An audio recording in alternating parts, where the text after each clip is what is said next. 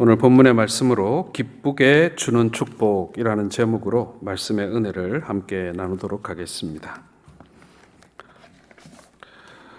요즘처럼 무더운 어느 여름날 어떤 사람이 산속을 헤매다가 그만 길을 잃고 말았습니다.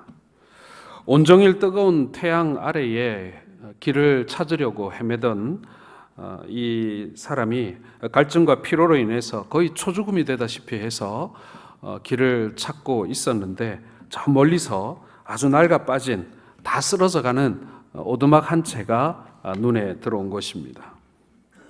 가까이 가서 보니 사람이 살지 않게 된 지 오래된 폐가였습니다. 그래도 사람이 살았다면 어딘가 목을 축일 수 있는 물이라도 있지 않을까 해서 집안 곳곳을 살펴보았는데, 역시나 이 펌프, 그러니까 물을 저어 올리는 펌프가 하나 있었습니다. 이렇게 손으로 젓는 그런 펌프 말입니다. 그런데 그 펌프를 움직여 보니 펌프가 녹이 슬어서 물이 나오지 않는 겁니다. 그래도 자세히 살펴보니 그 펌프 옆에 항아리가 하나 놓여 있었던 것입니다. 뚜껑을 열어보니 그곳에는 물이 가득 들어 있었습니다.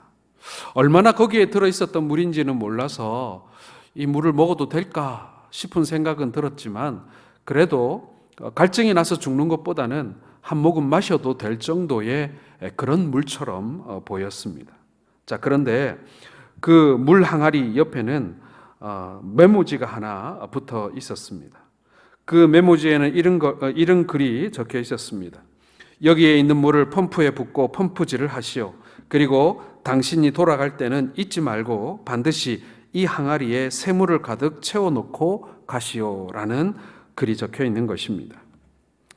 항아리에 있는 물은 분명 더러웠지만 당장 한 모금 정도는 마셔도 되는, 죽을 것 같은 갈증을 해결시켜는 줄 수 있는 그런 물로 보였기 때문에 이 나그네는 순간 갈등할 수밖에 없었습니다. 이 적혀있는 메모처럼 이 항아리에 있는 물을 펌프에 붓고 펌프질을 해서 물이 나오면 다행이겠지만은, 만약에 물이 안 나오면 정말 생명수 같은 이 물을 다 허비해 버리는 것이 아닌가라는 그런 걱정이 되는 것입니다.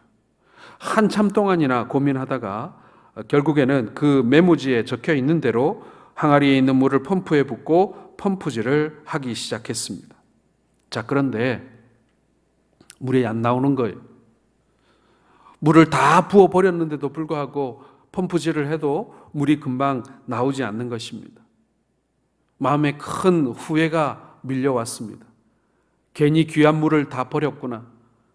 이게 언제 사용했던 펌프인지도 알지 모르는데 괜히 물만 버리고 새물도 얻지 못했구나라는 후회를 하고 있는 찰나에 그 펌프질하던 그 펌프에서 물이 조금씩 나오기 시작하는 것입니다. 그리고는 곧 시원한 물줄기가 흘러나오기 시작했습니다. 당연히 그 시원한 생수로 목을 축이고 원기가 회복되었습니다. 그리고 그 메모지에 있는 말대로 다시 항아리에 시원한 생수를 가득 채워 놓았습니다. 그리고는 자기가 읽었던 그 메모지 아래에 또 다른 메모를 더 써넣었습니다. 위의 말을 믿으시오. 반드시 그대로 될 것이오. 얻기 전에 먼저 있는 것을 과감히 주어 버리시오. 그리하면 반드시 풍성하게 얻게 될 것이오. 이렇게 또 다른 메모를 덧붙여 놓았다고 합니다. 여러분, 오늘 본문에서 주님은 우리에게 주라고 말씀하십니다. 그리고 우리가 주게 되면 우리가 준 것과는 비교할 수 없을 정도로 엄청나게 많은 것으로 돌려주실 것을 약속해 주고 계시는 것입니다.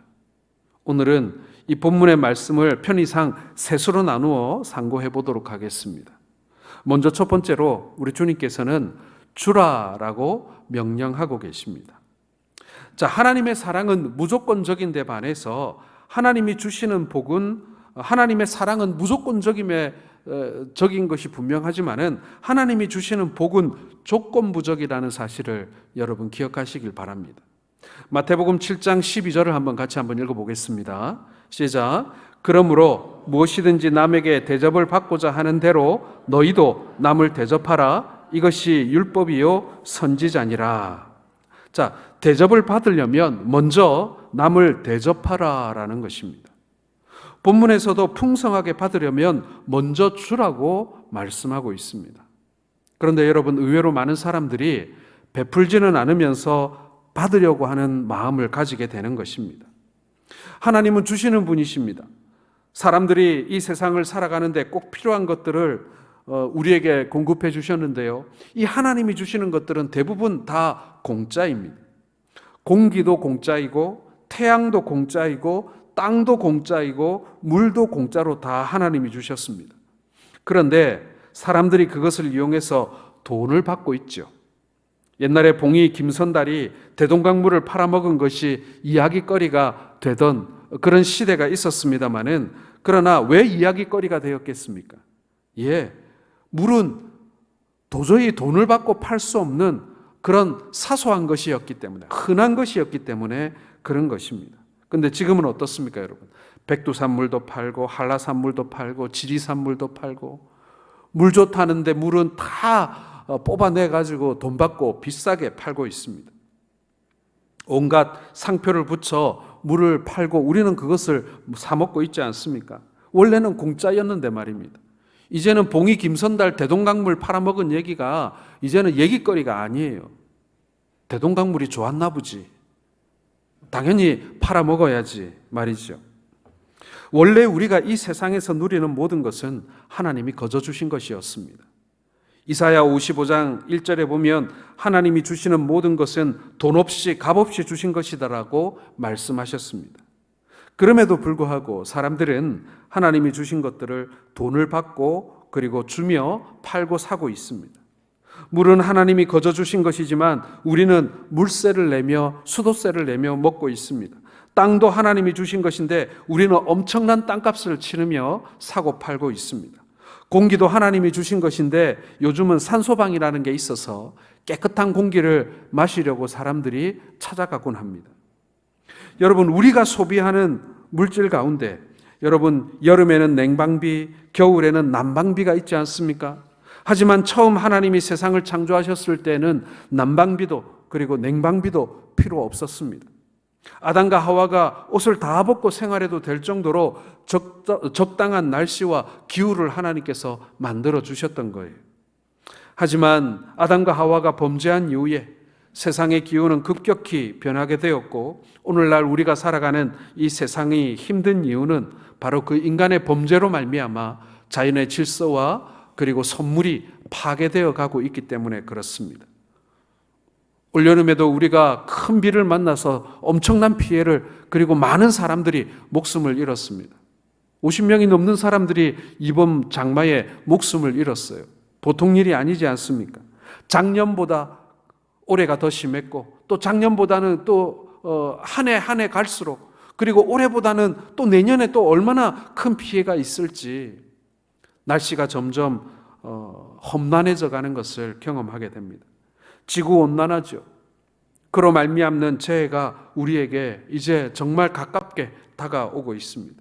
인간의 욕망으로 자연을 파괴한 그 결과, 자원을 무작정 그렇게 사용한 그 결과가 우리에게 이렇게 피해로 돌아오고 있는 것입니다. 석유를 뽑아 팔고 거대한 공장들을 이용해서 사업을 하는 사람들은요, 이 지구온난화가 다 음모라고 얘기합니다. 우리가 석유를 떼우고 그리고 공장의 굴뚝에서 그런 가스들이 나오고 하는 것이 자연에 아무런 영향을 안 준다는 거예요. 그래서 학자들이 말하는 지구온난화는 다 음모다, 이렇게 매도하는 사람들이 있습니다.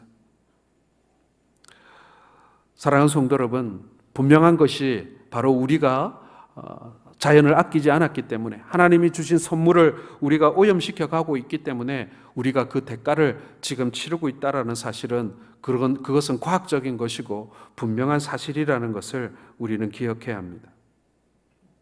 그럼에도 하나님은 우리에게 주시기를 좋아하시는 분이시죠. 그래서 인간이 죄를 범하고 하나님을 떠나가니 인류의 구원을 위해서 독생자까지 아끼지 아니하시고 우리에게 보내어 주신 것입니다. 그리고 우리는 그 예수님을 믿기만 하면 영생을 얻고 천국 시민이 되는 복을 누리게 되는 것입니다. 하나님이 우리에게 영생을 주시고 하나님의 나라도 우리에게 선물로 주시는 분이십니다. 그렇게 여러분 하나님이 주시는 분이라면 하나님을 믿는 성도들의 삶도 주는 삶을 살기를 소원해야 한다라는 것입니다. 받기만 하는 삶이 아니라 우리 주님의 그 모습처럼 우리도 주는 삶을 살아야 한다라는 것이죠. 진정한 인생의 성공은 얼마나 많은 것을 가졌느냐로 결정되는 것이 아닙니다. 얼마나 많은 것을 주었느냐가 진정한 인생의 가치를 결정해 주는 것입니다. 내 아들, 딸에게 얼마나 많이 주었느냐가 아니고 말입니다. 세상을 향해서 그리고 우리 주변에 있는 형제들을 향해서 우리가 얼마나 많이 주었느냐 말입니다. 그리스도인은 돈을 벌어서 부자 되고 공부해서 높은 자리에 올라가려는 인생의 목표를 세우는 사람들이 아닙니다. 돈 벌어서 남 주고 공부해서 남 주고 성공해서 다른 일을 돕는 것이 바로 그리스도인들의 인생이라는 사실을 우리 주님께서는 분명히 우리에게 가르쳐 주고 계십니다. 성경은 주는 것이 받는 것보다 복이 있다라고 말씀하고 있습니다. 이것은 주는 것과 받는 것의 비교입니다. 주는 것이 받는 것보다 월등히 많은 복을 받는다. 그리고 복된 인생이다. 이렇게 성경이 단정하고 있는 것입니다. 사람을 만나도 받을 생각만 하면 안 되고 줄 생각하고 만나야 한다는 얘기입니다. 받을 생각만 하는 사람은 늘 받는 입장이기 때문에 어렵고 힘들게 살아가게 되는 것입니다. 주는 생각을 하는 사람은 늘 주는 입장이기 때문에 하나님이 갈수록 풍성케 해주신다라는 것이죠. 여러분, 우리도 주님을 닮아서 주는 삶을 살아가실 수 있기를 주의 이름으로 축원합니다. 우리가 우리의 인생을 어떤 자세로 살아가느냐가 중요하잖아요. 받기만 하고 축적하기만 하려고 하는 삶과 나누고 베풀고 흘려보내주려고 하는 삶은 분명 다른 인생이다라고 성경은 말씀하고 있는 것입니다. 그리하여 뭐라고 성경은 말씀하냐면 그리하면 너희에게 줄 것이니 라고 하셨습니다. 하나님은 주는 사람에게 더 풍성하게 주시는 분이라는 말입니다. 내가 얻기 위해서 노력하는 것과 하나님이 주시는 것은 여러분 다릅니다. 여러분, 어린아이가 이렇게 한 손으로 이렇게 뭔가를 쥐기 위해서 이렇게 손에 쥐었다고 생각해 보십시오. 어린아이의 손에 얼마나 쥘 수 있었겠습니까? 콩이나 쌀이나 아니 구슬이라고 생각해 봅시다. 아이가 한 움큼 쥐었다 한들 몇 개나 쥘 수 있었겠습니까? 그러나 어른의 손은 어떻습니까? 어른이 한번 이렇게 움켜쥐면은 이 아이보다 서너 배 아니요 10배는 더 많이 손에 쥘 수 있지 않겠습니까? 여러분, 사람의 손으로 잡는 것과 하나님의 손으로 잡는 것 어느 것이 더 크겠습니까? 우리는 내 손으로 내가 잡아보려고 애를 쓰고 용을 씁니다마는 여러분, 하나님이 잡으시는 그 손은 얼마나 클까요? 당연히 하나님의 손이 더 큽니다. 그러니 하나님이 보상해 주시고 하나님이 갚아 주시는 것이 더 좋고 더 풍성할 수밖에 없는 것입니다. 계산을 해보아도요, 내가 움켜쥐고 내가 쌓으면 많이 모을 것 같지만 그렇지 않습니다. 하나님이 쌓아주셔야 더 많이 받을 수 있는 것입니다. 우리 하나님은 신실하신 분이십니다. 우리가 다른 사람에게 우리의 것을 주면 무슨 모양으로든지 누구를 통해서든지 하나님께서는 반드시 보상하실 것을 여러분 믿으시길 바랍니다. 잠언 19장 17절을 같이 읽어보겠습니다. 시작. 가난한 자를 불쌍히 여기는 것은 여호와께 꾸어 드리는 것이니 그의 선행을 그에게 갚아 주시리라. 우리가 어려운 사람들에게 가진 것을 나누어 주는 것은 하나님께 꾸어 드리는 것이라는 거예요. 무슨 말이냐면 하나님께 빚을 지어 주는 것이라서 신실하신 하나님께서 반드시 그것을 이자를 두둑히 쳐서 우리에게 갚아 주신다라는 뜻입니다. 우리 하나님은요, 절대로 빚지고 오래 계시는 분이 아니에요. 반드시 우리에게 몇 갑절로 갚아주시는 분이라는 것입니다. 그리하면 너희에게 줄 것이니 라는 말씀이 무엇입니까? 우리 하나님께서는 새 많은 분이십니다. 그래서 우리의 인생의 태도가 어떤가를 보시고 우리에게 되갚아 주신다라는 것이죠. 여러분, 우리가 모으는 것의 유통기한은 얼마나 되겠습니까? 우리가 축적하고 우리가 저축하고 우리가 모은 것의 유통기한은 얼마나 될까요? 여러분, 기껏해야 우리가 살아있는 동안이라는 유통기한입니다. 그러나 하나님께서 우리에게 갚아주시는 것의 유통기한은 얼마나 될까요? 영원토록입니다. 유통기한이 영원토록이에요. 우리가 두 손 가득히, 그리고 내 품 안에 가득히 내가 쌓아 놓았다고 생각하지만 그것의 유통기한은 이제 얼마 남지 않았습니다. 그러나 하나님께서 오늘 우리에게 약속하신 하나님의 복, 하나님이 우리에게 갚아주시는 것의 유통기한은 영원하다는 사실을 우리는 기억해야 합니다. 많은 사람들이 얼마나 자신이 가난한 사람인지 모릅니다. 그리고 어떤 사람들은요, 우리 그리스도인들 중에는 자기가 얼마나 부유한 사람인지도 잘 모릅니다. 세상 사람들은 손에 잡히고 눈에 보이는 것만을 부라고 생각을 합니다. 우리가 살아 생전 우리가 입고 누리고 그리고 우리가 소유한 것만을 우리의 부라고 생각합니다마는 그것은 여러분 더 많은 것을 보지 못하는 어리석은 눈이라는 것이죠. 많이 갖지 못한 사람, 아니 어찌 보면 가장 가난한 사람일 수도 있습니다. 그리고 어떤 사람들은 세상에서 가장 부유한 사람일 수도 있는데 본인조차도 그것을 잘 모를 때가 있다라는 것입니다. 하나님이 빚을 많이 진 사람, 하나님께서 갚아주실 것이 많은 사람, 그 사람이 세상에서 제일 큰 부자인 것이죠. 내가 가진 것은 많으나 하나님께서 나에게 빚진 것이 하나도 없다면 나는 아마도 세상에서 가장 가난한 사람이 아니겠습니까?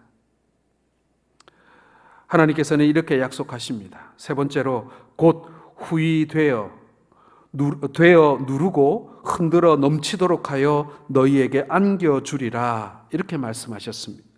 여러분, 하나님은 나누는 사람에게는 주시는데 풍성하게 주신다라고 말씀합니다. 풍성하게 돌려주시는 하나님의 손길을 6가지로 설명하고 있어요. 첫 번째는 뭐냐면 후이되어입니다. 여러분, 옛날에 쌀가게에 가면 쌀장사가 대박에 쌀을 데워줍니다. 그렇죠? 근데 어떻게 데워줍니까? 후이되어주는 것이 아니라 어떻게 해요? 위를 싹 깎아 버립니다. 그래야 이문이 남기 때문에 그러는 거예요.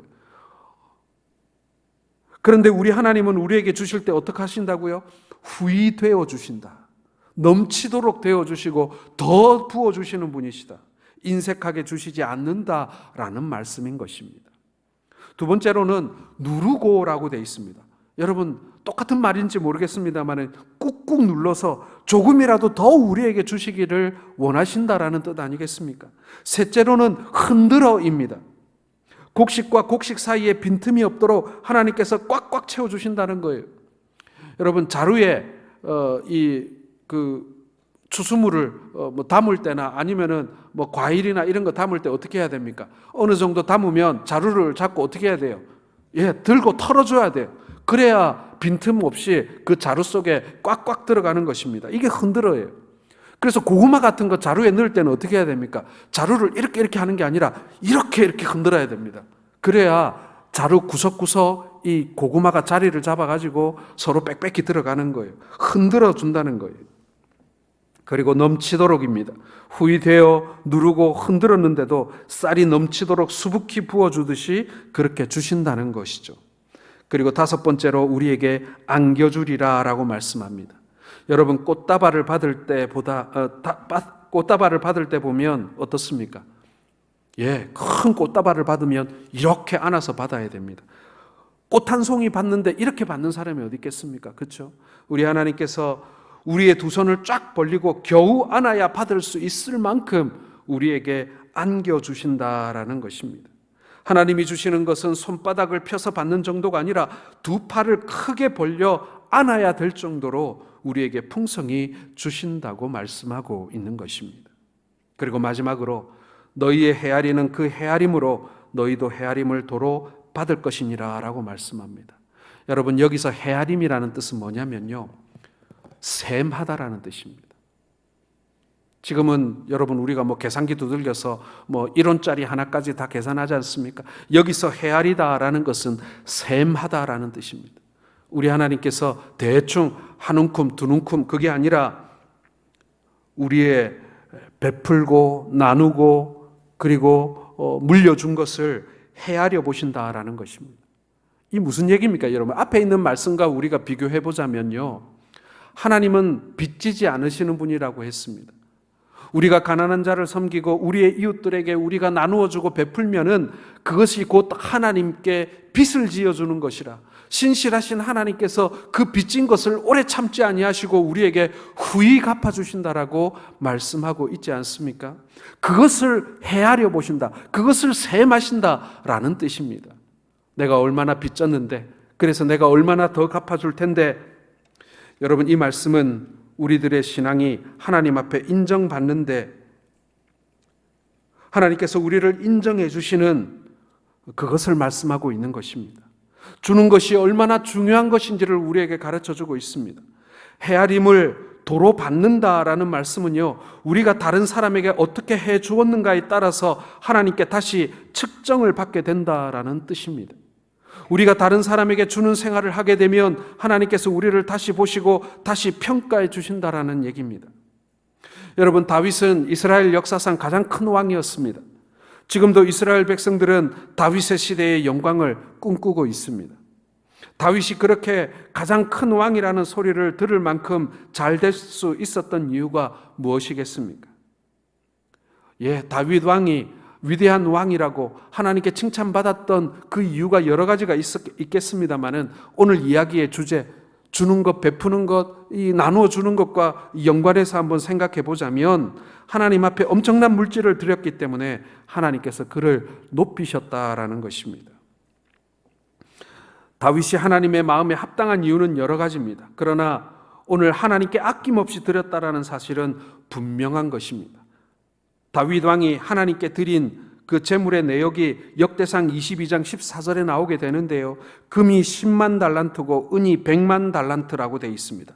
그리고 기타 여러 보석은 셀 수 없을 만큼 많이 하나님의 곳간에 드렸다라고 되어 있는데, 이것을 현 시세로 계산해 보면요, 금은 3,400kg입니다. 3.4톤이죠. 10만 달란트면. 요즘 금 시세가 꽤 나가는데요, 1g에 74,302원으로 계산해 보면 한 돈이 27만 8,634원입니다. 금 10만 달란트는요 251조 원에 해당하는 금액입니다. 여러분, 251조 원입니다. 다윗이 하나님께 250조 원 가량의 금을 드렸다라는 것입니다. 은은 계산도 안 했어요. 보석은 계산도 안 했습니다. 어떤 분이 40년 동안 세계의 지도적 위치에 있던 사람들을 관찰한 결과, 남에게 줄 줄 모르고 움켜쥐고 자신만 위해 산 사람은 나중에 친구나 돈이나 건강과 명예나 지위와 존경을 잃어버린 반면에, 하나님께 크게 쓰임받은 사람들은 남에게 주기를 좋아하는 사람들이었다라는 이야기를 했습니다. 사랑하는 성도 여러분, 우리는 하나님에게도 많이 받았지만 하나님의 사랑을 깨달은 분들에게도 많은 것을 받았습니다. 그 가운데 한 가지 이야기를 나누자면요, 한국전쟁이 계속되던 동안에 미국의 한 젊은 여인이 아기를 낳다가 그만 의사의 실수로 인하여 하반신이 마비되는 그런 의료사고가 일어나게 됩니다. 그녀는 자신의 병을 고치려고 수많은 노력을 했지만 모두 다 허사로 돌아가게 되었습니다. 아무리 노력을 해도 소용이 없자 이 여인은 자신의 남은 재산을 정리하여 한국 전쟁 고아를 위해 써달라고 기부를 하고는 1년 후에 세상을 떠나게 되어집니다. 그 반신불수의 그 여인의 이름은 이사벨이었습니다. 이사벨이 보낸 돈으로 세워진 학교가 부산에 있는 이사벨 중학교와 고등학교입니다. 그 후 2년 뒤에 이 죽은 여인의 남편이 부산을 방문했는데, 많은 학생들이 학교는 다니고 있지만 제대로 잘 먹지 못하는 것을 보고는 그도 자신의 재산을 정리하여 그 학교를 위해 자신의 재산을 내어놓게 됩니다. 이렇게 세워지고 운영되어 온 이사벨 학교는 지금까지 약 5천 명이 넘는 학생들이 공부하는 학교로 성장하게 되어집니다. 그리고 훗날 이 학교를 배경으로 해서 이 장로교 교단이 하나 또 생기게 되어지게 되죠. 이사벨이 보낸 돈은 한국에서 많은 학생들에게 배움의 터전을 마련해 주었습니다. 뿐만 아니라 신앙을 알려주는, 복음을 전하는 귀한 도구로 사용되어지게 되었습니다. 이런 도움의 손길이 있었기 때문에 우리나라가 이만큼 일어날 수 있는 것 아니겠습니까? 이런 도움이 이 한 건만 있었겠습니까? 그리고 6.25 전쟁 이후에 한국의 원조가 그 국가, 미국이나 아니면 구라파의 국가적인 지원만 있었던 게 절대로 아닙니다. 민간 차원에서 개인들이 한국 전쟁으로 인하여 우리의 재건에 많은 이 기부를 해왔다라는 것을 우리는 알 수가 있습니다. 주는 것이 받는 것보다 복되다고 했습니다. 우리도 받는 것이 아닌 주는 것을 인생의 목표로 삼아야 합니다. 교회도 마찬가지입니다. 교회도 받는 것이 목표가 아니죠. 교회도 주는 것이 목표가 되어야 합니다. 교회도 주는 것을 목표로 삼아 사역해야 합니다. 그래야 교회가 더 풍성해지고 복을 누리고 부흥을 맛볼 수 있습니다. 주님은 우리에게 주라고 하실 때 말씀만 하신 것이 아닙니다. 우리 주님은 우리에게 생명까지 다 주셨습니다. 적어도 우리 마음에 받으려고만 하는 인색한 마음보다 주려고 하는 넉넉한 마음이 하나님이 주신 마음이고 성령 충만한 마음임에 분명합니다. 우리에게 주라고 하셨는데 우리가 주면 너희에게도 준다고 말씀하셨습니다. 손해보는 일이 없게 하신다는 것입니다. 줄 것 없다고 생각했는데 돌아보면 우리의 손에는 아직도 가진 것이 많이 있다는 사실을 알게 됩니다. 뭐 대단한 것을 남에게 주는 것이 아니라 내 손에 있는 그만큼, 내 손에 있는 그 작은 것만큼이라도 드릴 수 있을 때 하나님의 놀라운 역사가 되돌아온다라는 것입니다. 오병이어의 기적은 어린아이의 손에 있었던 보리떡 5개와 작은 물고기 2마리에서부터 출발했습니다. 그것을 들었더니 5,000명이 먹고 12광주리로 남겼습니다. 기적은 늘 그렇게 작은 것에서부터 일어나는 것입니다. 사랑하는 성도 여러분, 우리의 살림도 그렇고 우리의 인생도 그렇고 그리고 우리의 가정, 우리의 교회도 넉넉하고 풍성한 그런 집이 얼마나 있겠으며 그러한 교회가 얼마나 있겠습니까? 하지만 여러분, 하나님께서 복 주시는 가정, 하나님이 복 주시는 인생, 하나님이 복 주시는 교회는 어떤 곳입니까? 나누어 주는 곳입니다. 잘 쓰는 곳에 하나님께서 복 주시는 것을 여러분 믿으시길 바랍니다. 교회는 어떤 곳입니까? 교회는 하나님이 하셔야 될 일을, 하나님이 하시는 일을 우리가 대행하는 곳입니다. 하나님께서는 세상을 섬기라고 하셨습니다. 그리고 나누고 베풀고 그리고 흘려보내주고 그리고 꾸어주는 곳이 교회입니다. 그것이 하나님의 일이니까요. 그것이 우리 주님의 일이니까요. 교회가 해야 될 본질을 놓치지 마시기 바랍니다. 우리의 인생이 그리스도인의 인생이라면 우리도 예수님을 닮는 인생을 살아야 합니다. 그리고 지금껏 믿음의 선배들이 보여준 그 인생을 우리도 따라가야 합니다. 많은 선교사를 통해서 우리가 선교사를 파송하고 선교지에 많은 일을 베풀고 또 이웃들에게 우리가 많은 것을 나누기를 소원해야 합니다. 마치 초기의 한국 교회가 여러 나라의 선교사들과 선교부로부터 많은 지원을 받았듯이 우리도 나누고 베푸는 일에 전력을 다해야 하는 것입니다. 우리 하나님께서는 그런 역량 있는 교회를 이 세상에 남겨두기를 원하시고 세워가기를 원하신다라는 것이죠. 이 시간 함께 기도하겠습니다.